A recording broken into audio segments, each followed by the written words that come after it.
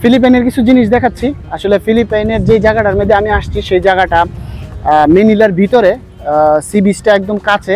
এখানে এসে সময় কাটান বা ঘুরতে আসেন তাইলে ভালো লাগবে, বিশেষ করে বিকালবেলা আমার সাথে ঘুরেন, দেখেন। আজকে মেনিলার ভিতরে একদম সেন্টারে আপনাদেরকে দেখাবো যে মেনিলা বিচের সাইডে সাইডে কীভাবে ঘুরতে পারবেন, কই দিকে আসতে পারবেন, এই জিনিসগুলো চলেন আমার সাথে আজকে আপনাদেরকে দেখাই।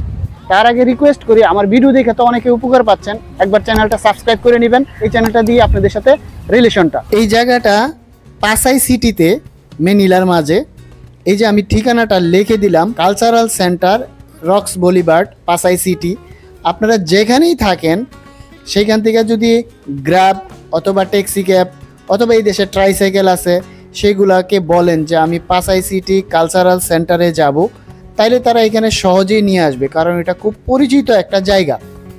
এবং এইখানে আসার পরে এর অপোজিটে যেই রাস্তাটা গেছে, আমি দেখাইতেছি যে লাইভ লোকেশন, এই অপোজিটে যে রাস্তাটা আছে আপনারা এটা দিয়ে যাবেন। একটু সামনে গেলেই দেখা যাবে যে মেনিলা বে। এই মেনিলা বের সাথে যেই ওয়াকওয়েটা করছে, আপনারা ওইখানে যদি যান এই সুন্দর প্লেসটা পাবেন।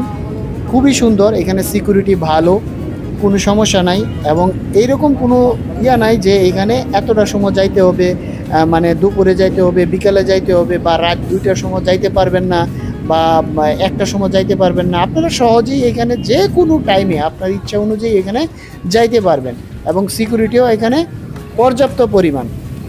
দেখার মতো জায়গা, আমি লোকেশন দিয়ে দিলাম। আপনারা যারা স্পেশালি এখানে ঘুরতে আসবেন বা মেনিলাতে আসবেন, অনেকে আমাকে ফোন করেন যে ভাই আমি মেনিলার সুন্দর জায়গাগুলা কোথায় গিয়ে দেখতে পারবো। এটা একটা নাইস জায়গা, আপনারা এখানে সহজে আসতে পারেন, স্পেশালি যারা শুধু মেনিলার ভিতরেই সুন্দর জায়গা দেখা চলে যেতে চান।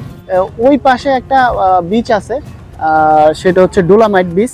আপনারা যদি কেউ মেনিলা ঘুরতে আসেন বা বিকালে সময় কাটানোর জন্য আসেন, এই সাইডগুলোতে যখন আসবেন তখন কিন্তু খুবই ভালো লাগবে। সেটা ফ্যামিলি নিয়ে আসেন বা একা আসেন, খাওয়া দাওয়া করতে আসেন, এখানে সব কিছুই একসাথে আছে। আমি এই জন্য আজকে এইখানে ঘুরতে আসছি, কিছু বাঙালি ভাইও আসছে, সবাই আসছে। চিন্তা করলাম যে এই প্লেসটার ঠিকানাটা কিভাবে এখানে আসবেন এই ইনফরমেশনগুলো আপনাদের দেই। আপনারা যারা এই সি বিচে ঘুরতে আসবেন, বিশেষ করে এই ওয়াকওয়েটা, সেটা মল অফ এশিয়ার সাইডে, কিন্তু মল অফ এশিয়ার ভিতরে না। কিছু ইনফরমেশন দেই, আসলে আমার প্রত্যেকটা ভিডিওই আছে ইনফরমেটিভ। সো আমি কিছু ইনফরমেশন দিই, আপনাদের জিনিসগুলা কাজে লাগবে। যেমন ধরেন আপনারা মেনিলাতে ঘুরতে আসেন, বিশেষ করে ইদানিং আসতেছেন যারা বিভিন্ন দেশের এম্বাসি ফেস করতে আসেন। তো এম্বাসি ফেস করতে যারা আসেন তাদের জন্য কিন্তু কিছু ইনফরমেশনের দরকার আছে, বিশেষ করে যারা লিথুনিয়ার এম্বাসি ফেস করেন এবং কোথায় গিয়ে আপনারা এম্বাসিটা ফেস করবেন। এখানে দুইটা জিনিস হয়, এক হচ্ছে অনেকে আইসা লিথুনিয়ার এম্বাসিতে চলে যায়, এম্বাসিতে কিন্তু এম্বাসি ফেস করা হয় না। এটা আরেকটা জায়গা যেখানে বিএসএফ গ্লোবাল, সেইখানে কিন্তু এম্বাসিটা ফেস করতে হয়। বিএসএফ গ্লোবাল এবং লিথুনিয়া এম্বাসি কিন্তু দুই দিকে। সো আজকে আমি এই জিনিসটাও দেখাই দিব, আপনারা যারা এম্বাসি ফেস করতে চান, লিথুনিয়ার বিএসএফ গ্লোবালটা কোথায়, এর অফিসটা কোথায়, সেটাও আপনাদের লাইভ লোকেশনে দেখাই দিব। তার আগে আমি যে ইনফরমেশনটা দিচ্ছি, আপনারা যারা মেনিলার ভিতরে ঘুরতে আসবেন এবং ঘুরতেছেন, এই জিনিসটা একবার না একবার এসে ঘুরে যাবেন যারা মেনিলার ভিতরে থাকতেছেন। এবার চলেন বলি যে বিএসএফ গ্লোবালটা কোথায়, যারা লিথুনিয়ার এম্বাসি ফেস করবেন। সেটা হচ্ছে মাকাতিতে। এই যে আমি অ্যাড্রেস সহ আপনাদের দেখাই দিচ্ছি। মেনিলা আপনারা যেই শহরে থাকেন, যেই হোটেলেই থাকেন না কেন, ওইখান থেকে আপনারা পাবলিক ট্রান্সপোর্ট ইউজ করতে পারেন যদি বুঝেন, অথবা ট্যাক্সি ক্যাব অথবা গ্রাব ইউজ করে সহজে যাইতে পারেন এই আইলা মল সার্কিটে।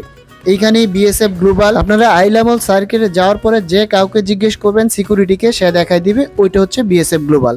আপনাদের যদি ফিলিপাইনের ভিসা করার দরকার হয় অথবা ভিসা সংক্রান্ত কোনো তথ্যের দরকার হয়, আমার এখানে মোবাইল নাম্বার দেওয়া আছে, আপনারা জানতে পারেন। হোয়াটসঅ্যাপ, ভাইবার, ইমো সব নাম্বারই আছে এটাতে। আমি যতটুকু জানি ততটুকু ইনফরমেশন দিয়ে আপনাদেরকে সাহায্য করব। আমাদের এজেন্সি ফিলিপাইনের ভিসা করার পরেও যতটুকু সম্ভব আমরা বিভিন্ন তথ্য এবং কাগজপত্র দিয়েও হেল্প করে থাকি। তো আজকে এই পর্যন্তই, ভালো থাকবেন সবাই, আল্লাহ হাফেজ।